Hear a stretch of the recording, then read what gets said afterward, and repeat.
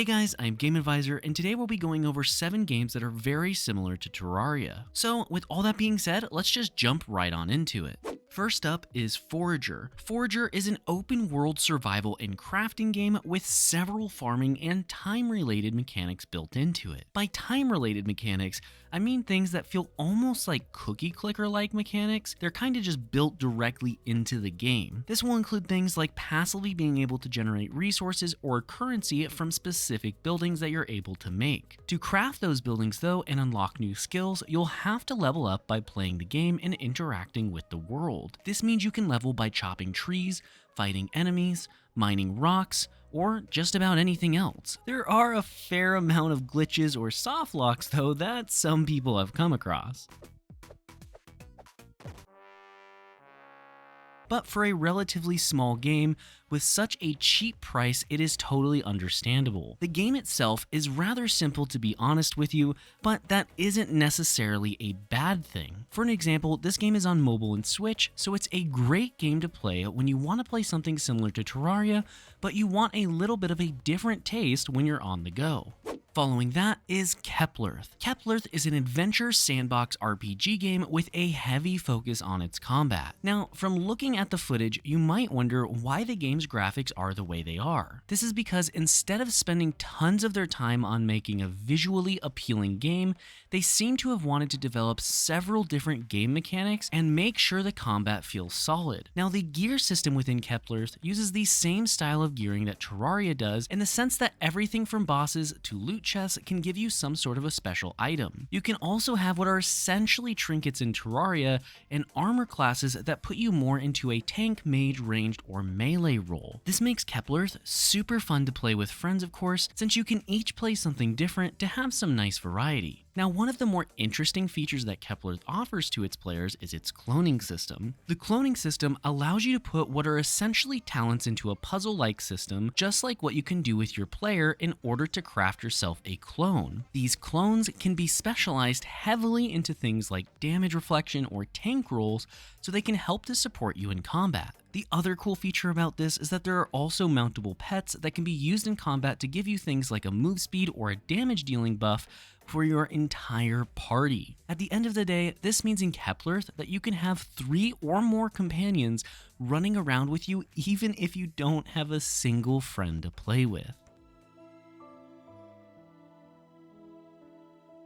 Up next is going to be Necesse. Necesse is an open-world survival crafting game once again, but it has the key feature of being a colony management game as well. Necesse is clearly a game with a major focus on its mechanics, which is made very apparent by the more simplistic art style. That's not to say that the art style is bad, but more so that it's straightforward in communicating only relevant information to the player. The entire game revolves around you exploring different islands and their cave systems. Each cave can be explored and mined through in order for you to find enemies, resources, and items that will allow you to spawn in a boss. Now, the boss's combat style and how you spawn them in is extremely similar to how you do so in Terraria. To give you an example, most bosses will require you to kill and gather a certain amount of a specific item in order to spawn a specific boss. This works just like the Eye of Cthulhu does in Terraria, where you have to get these little lenses from floating eyeballs and then craft them into an item that allows you to summon the boss. The boss fights themselves also feel extremely chaotic, yet somewhat predictable, just like they are in Terraria. These aren't extremely scripted boss fights that always use the exact same rotation of abilities,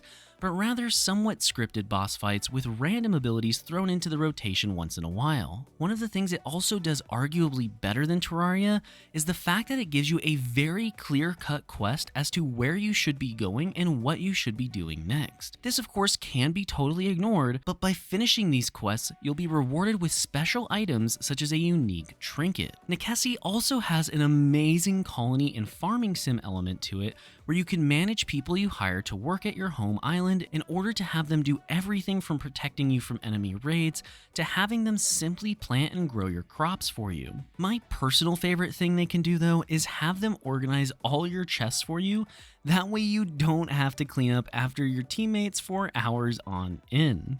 Next on our list of games is going to be Stardew Valley. If you haven't heard of Stardew Valley before, just know it is a 2D farming and life sim RPG game where you will inherit a run-down farm and be tasked with building it up into a thriving one while also helping to support your town. The game has many RPG-like elements to it, such as making relationships and even marrying your own fellow townsfolk. However, if you want to marry more than one townsfolk at a time, you're going to have to download a polygamy mod, and yes, that is a thing.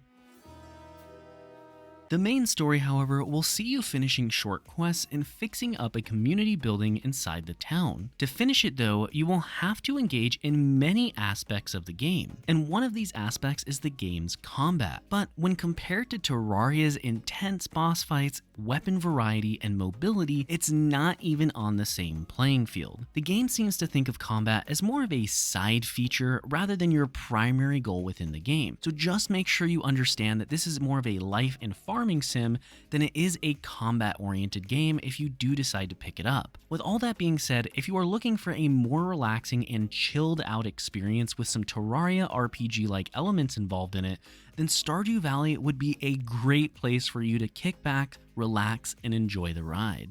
Alrighty, we've got 3 more games to go, and this one is going to be kind of a mishmash of all the different Don't Starve Together games. This includes Don't Starve Together and the Don't Starve Together franchise. Don't Starve Together is arguably the Souls-like version of Terraria. Yes, it's a survival crafting game like many other games on this list and shares the 2D art style that all of the other ones do as well. But a large part of the game is simply learning how to keep yourself fed and surviving through all the various seasons that the game will go through. The reason I say this is a Souls-like game is because it has many frustrating situations that you can get in where you'll be fighting a boss or some other mob and then you'll die, resulting in you being absolutely fuming. The combat that you'll engage in is also very much so in and out with a simplistic attack style of just clicking in the direction you want to attack, but being very punishing for the times you do manage to mess it up, or punishing until you learn the attack patterns of your enemy. You see, when you die in the Don't Starve games, you'll become a ghost. You'll then have a specific set amount of time to figure out how you're going to resurrect yourself. If you can't do it within that period of time, then you will be restarting your playthrough all the way from the beginning. Some of the nice things about the game though is that there are many different characters for you to play as. You could play as Groot Jr., sorry, I meant to say a plant monster, a man who grows beards for warmth during the winter, and a guy who gets stronger the more full he is and weaker whenever he's hungry. Of course, the list of characters does not stop there, but I'll leave the rest of them for you to discover yourself. It truly takes that survival part of survival games and makes it the most important element for you to worry about. Following that is going to be Starbound, and Starbound is a 2D open-world sci-fi survival and crafting game. And to be honest with you, Starbound on its surface is probably the most similar game on our list to Terraria. However, there are quite a few very important differences. These include things like it being heavily story-driven. The story also gives you a helping hand in the sense that it constantly sends you towards what you probably should be trying to do next. With that being said, you can ignore a lot of the story should you choose to, and just explore the world without any guidance. Starbound also has several different bosses, and each of them felt significantly more challenging than what you might experience in a normal game of Terraria, excluding of course some of the end bosses. They also have more predetermined attack patterns, so if you fight them enough, eventually you will be able to memorize those patterns and figure out how to deal with each and every one of them. One of my favorite things about Starbound though is the huge variety in weapons. There are tons of different style of weapons, such as swords, staves, guns, or my personal favorite, the ability to throw a handful of gnomes at your enemies. Another important difference is the fact that there are tons of different biomes and you have the ability to travel between different planets, making the entire game significantly more expansive, at least in its size, when compared to Terraria. Alrighty, and for our last game on this list, we have Core Keeper. Core Keeper is a PvE 2D top-down survival game with tons of similar elements to games like Terraria. The whole premise of the game revolves around you progressing through different ores so that you can then gather the next tier of ores in the following biome. This creates a relatively linear progression path, but each biome has its own armors, enemies, bosses, and unique items. The best way to think of it is just like Terraria, you might farm up some copper or iron armor before taking on your first boss.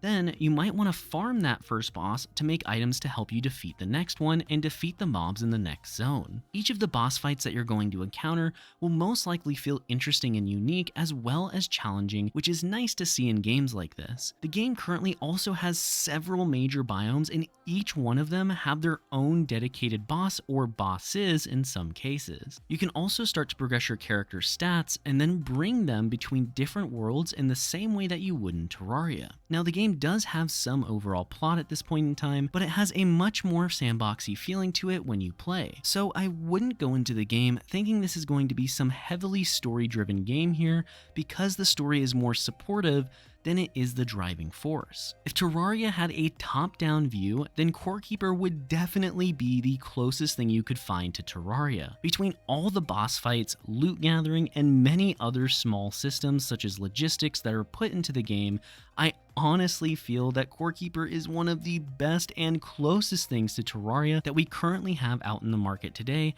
and that we have seen in a very long time. Now, before we close out the video, I want to quickly mention you can check out each one of these games more in depth via the description below, where you'll be able to see our in-depth reviews of each and every one of these games. Finally, I want to give a huge shout out to all of our Platinum and Above members, which include Caustic FPV, Jonathan S, and Jim Phillips. Thank you guys so much for supporting our channel, and if you guys want to check out the membership program, you can do so down below by hitting the join button. Thank you all for watching this video, and if you guys want to see more content like this, make sure to subscribe down below and hit the notification bell. I'm Game Advisor, and I'll see you next time.